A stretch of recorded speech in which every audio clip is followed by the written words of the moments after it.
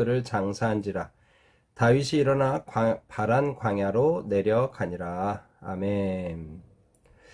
예, 우리는 24장의 말씀을 통해서 다윗이 사울을 죽일 수 있는 기회가 있었음에도 불구하고 그를 죽이지 않게 되고, 바로 그가 다윗이 사울을 죽이지 않았다는 그 사실을 나중에 사울이 알게 된 후에 그가 다윗에게 내 아들아, 내 아들 다윗아 하면서 감복했던, 그리고 다윗을 인정했죠. 나는 너를 학대하지만 너는 나를 선대하니 내가 나보다 의롭다.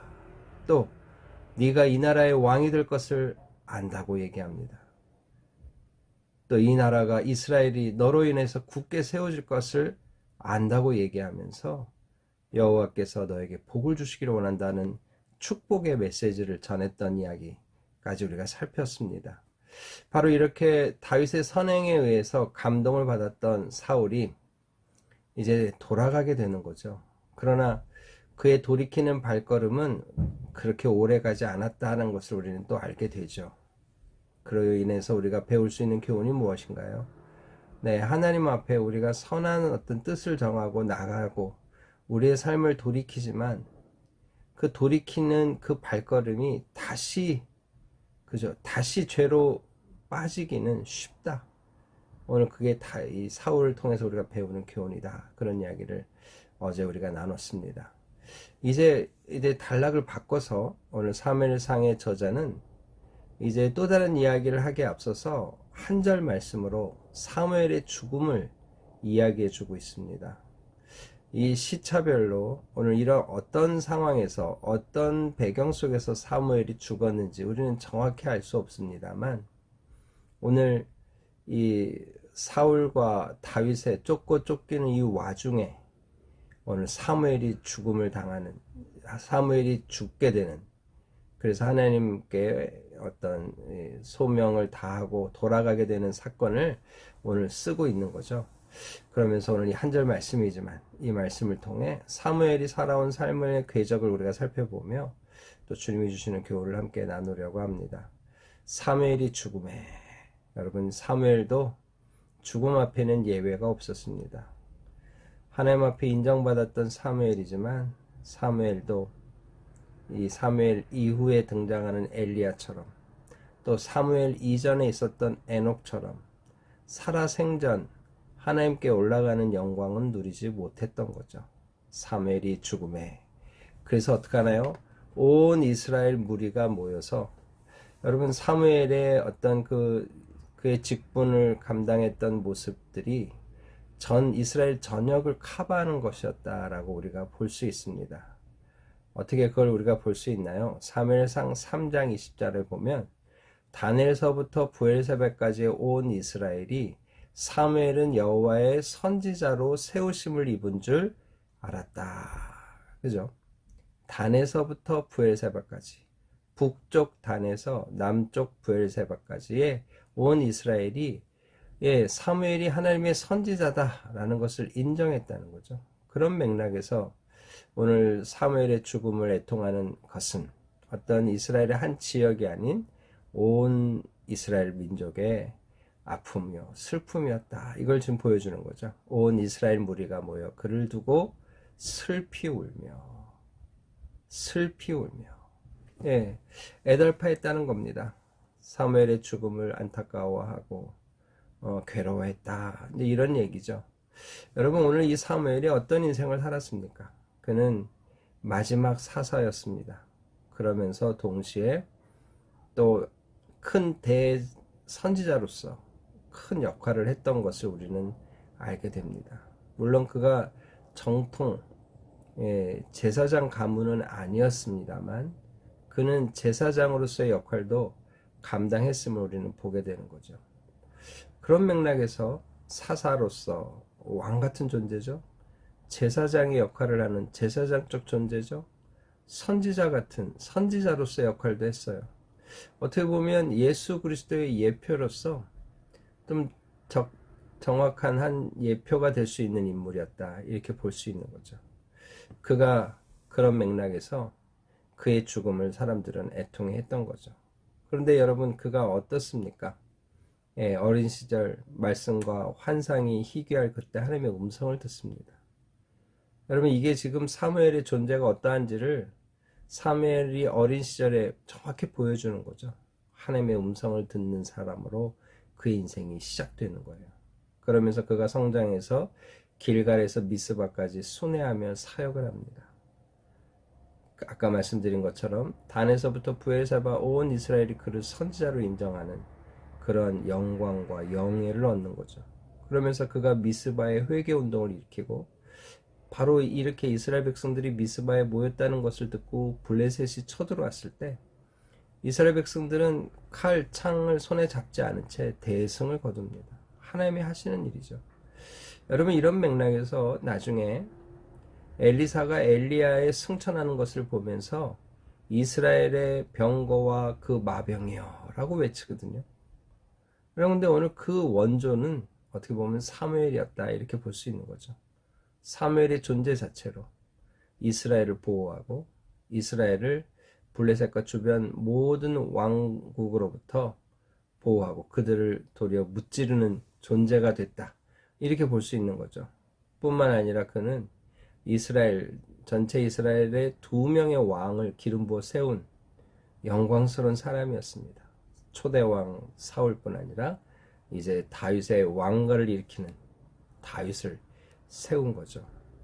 그래서 그의 삶 속에는 전설 같은 이야기가 많이 있었습니다. 그의 말이 하나도 땅에 떨어지지 않았다. 기도하기를 쉬는 죄를 내가 범하지 않겠다 하면서 정말 기도하는 사람이요. 그 기도가 강력해서 응답받는 인생이었다는 거죠. 여러분 그래서 이 사무엘은 모세와 견줄 만한 인물로 평가되고 있습니다. 예레미야 15장 1절을 보면 이렇게 말씀하세요. 여호와께서 내게 이르시되 모세와 사무엘이 내 앞에 섰다 할지라도 모세와 사무엘이 내 앞에 섰다 할지라도 네. 지금 사무엘이 모세와 거의 동급으로 지금 평가되고 있는 거죠. 모세와 사무엘이 내 앞에 섰다 할지라도 내 백성은 이 백성을 내 마음은 이 백성을 향할 수 없다. 이스라엘의 어떤 중보자로서 모세가 있었고 이스라엘의 중보자로서 사무엘이 있었는데 그들이 섰어도 내가 이들을 어떤 하나님의 어떤 심판에서 돌이킬 수 없다고 하신 말씀인데요. 바로 그 이스라엘의 대표적인 중보자로서 모세 그리고 또 한 명 사무엘을 올릴 정도다. 오늘 그런 얘기를 하는 거죠. 여러분 오늘 사무엘의 인생이 이런 놀라운 축복과 또 영예를 누린 인생이었습니다. 그러나 그도 어때요? 죽을 수밖에 없었다라는 거죠. 그래서 어떻게 합니까? 라마 그의 집에서 그를 장사했다. 아마 그의 고향 땅 어느 곳에 묻혔다. 이렇게 우리가 볼 수 있는 거죠. 그런데 그 다음 말씀이 재밌습니다. 다윗이 일어나 바란 광야로 내려가니라.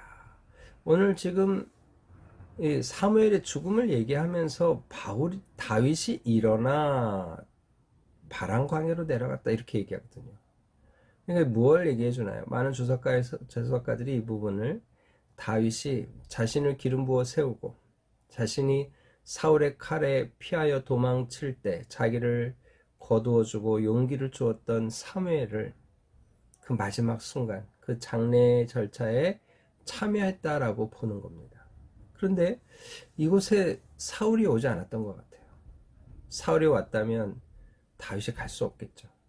사울이 왔다면 다윗이 간다고 했을 때, 가 있을 때 아마 사울에 의해서 다윗이 처형을 당할 수도 있는 거죠. 그래서 아마 학자들은 다윗은 갔지만 사울은 가지 않았을 것이다 이렇게 보는 거예요. 왜 그랬을까요? 사울은 이 사무엘에 의해서 어떻게 보면 버림받았다는 느낌을 그냥 갖게 된 것 같아요. 마지막 순간에 우리는 그것을 확인하죠. 그래서 이 사무엘을 향한 사울의 마음이 어떻게 보면 냉담해져서 그의 죽음을 끝까지 하지 못했다. 그 죽음의 순간 장례식에 참여하지 않았다. 이렇게 이제 보는 거죠. 여러분 오늘 본문의 내용은 오늘 우리에게 무엇을 가르쳐 줍니까? 네. 사무엘의 위대한 사역과 삶을 한번 돌아보게 되는 거죠.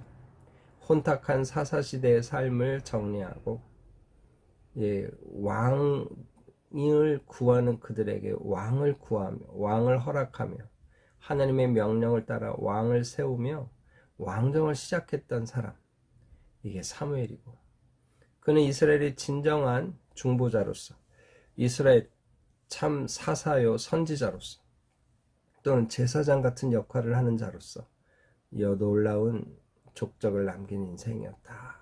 그래서 모세와 견줄 의인으로 묘사되고 있는 거죠. 여러분, 오늘 우리의 삶에도 이런 모습이 있으면 좋겠습니다. 그래서 나중에 사무엘이 뭐라고 얘기합니까? 내가 너희에게 어떤 악한 일을 한 적이 있느냐, 뇌물을 받은 적이 있느냐 하면서 자신의 어떤 청결한 삶, 정결한 삶을 확인받지 않나요?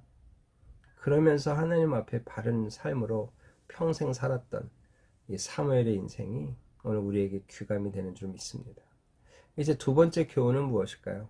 위대한 인생이라도 죽음에는 예외가 없는 거죠. 여러분, 오늘 죽음이 어떻게 해서 이 땅에 사람들에게 임했습니까? 한 사람 아담의 죄로 말미암아 죽음이 오게 됐어요. 여러분, 그래서 사망이 모든 사람에게 이르게 된 겁니다. 로마서 5장 12절의 말씀이죠. 그래서 로마서 6장 23절에 뭐라고 얘기합니까? 죄의 삭은 사망이요.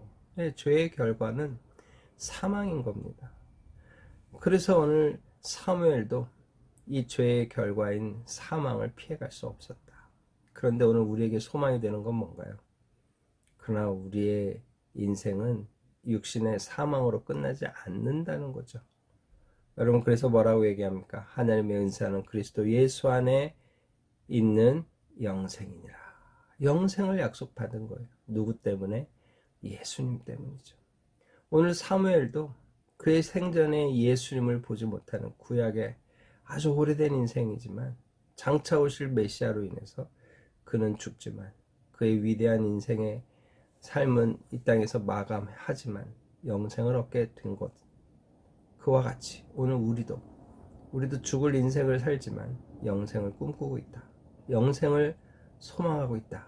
오늘 이 사실을 우리가 다시 한번 확인하면서 오늘 죽음 후에 영광으로 다가올 영생을 우리가 마음에 꿈꾸며 모든 슬픔이 없고 아픔이 없고 고통이 없는 그곳에서 하나님과 영원히 살 수 있는 그 나라가 있음을 기억하며 오늘 하루 또 우리에게 주어진 인생을 힘있게 살아가는, 또 열심히 살아가는 우리 모두가 되기를 주님의 이름으로 축복합니다. 다 같이 기도하겠습니다.